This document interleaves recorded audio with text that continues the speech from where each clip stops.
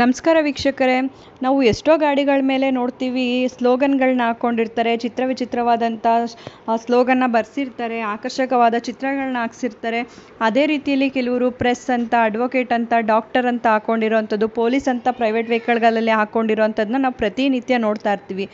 ಈ ರೀತಿ ಹಾಕ್ಕೊಳ್ಳೋದ್ರಿಂದ ಏನು ಉಪಯೋಗ ಇದೆ? ಇದು ಕಾನೂನಿನ ಪ್ರಕಾರ ಈ ರೀತಿಯಾಗಿ ಹಾಕೋಬೋದಾ ಬೇಡವಾ ಅನ್ನೋದನ್ನ ಈ ವಿಡಿಯೋದಲ್ಲಿ ತಿಳಿಸ್ತಾ ಇದ್ದೀನಿ.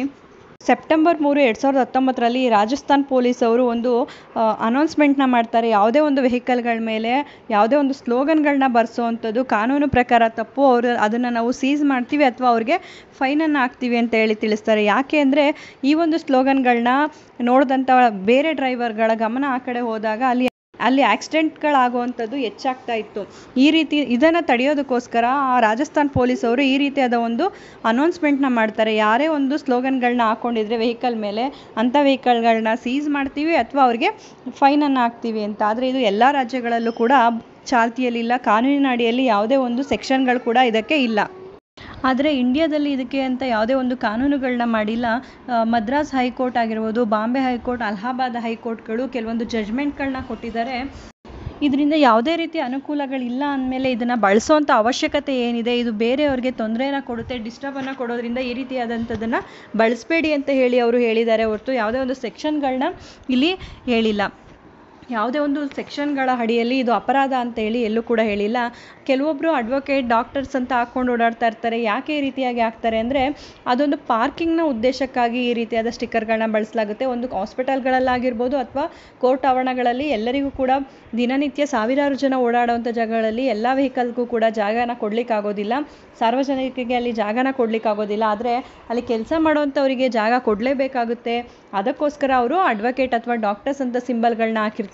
ಕೆಲವೊಬ್ಬರು ಇದನ್ನು ದುರುಪಯೋಗ ಪಡಿಸ್ಕೊಂಡು ಏನು ಮಾಡ್ತಾ ಇದ್ರು, ಕೆಲವೊಂದು ಟ್ರಾಫಿಕ್ ರೂಲ್ಸ್ನ ಬ್ರೇಕ್ ಮಾಡಿದಾಗ, ಸಿಗ್ನಲ್ಗಳನ್ನ ಜಂಪ್ ಮಾಡಿದಾಗ ಟ್ರಾಫಿಕ್ ಪೊಲೀಸರ ಫೈನನ್ನು ತಪ್ಪಿಸ್ಕೊಳ್ಳಿಕ್ಕೆ ಸುಳ್ಳು ಹೇಳೋ ಅಂಥದ್ದು, ಅಥವಾ ಕೆಲವೊಂದು ಜಾಗಗಳಲ್ಲಿ ಪ್ರವೇಶನ ಪಡಲಿಕ್ಕೆ ಅಡ್ವೊಕೇಟ್ ಅಲ್ಲದೆ ಇದ್ರು, ಡಾಕ್ಟರ್ಸ್ ಅಲ್ಲದೆ ಇದ್ರು, ಪೊಲೀಸ್ಗಳು ಅಲ್ಲದೆ ಇದ್ರು ಕೂಡ ತಮ್ಮ ಪ್ರೈವೇಟ್ ವಾಹನಗಳಲ್ಲಿ ಈ ಸ್ಟಿಕ್ಕರ್ಗಳನ್ನ ಹಾಕ್ಕೊಂಡು ಓಡಾಡ್ತಾ ಇದ್ರು.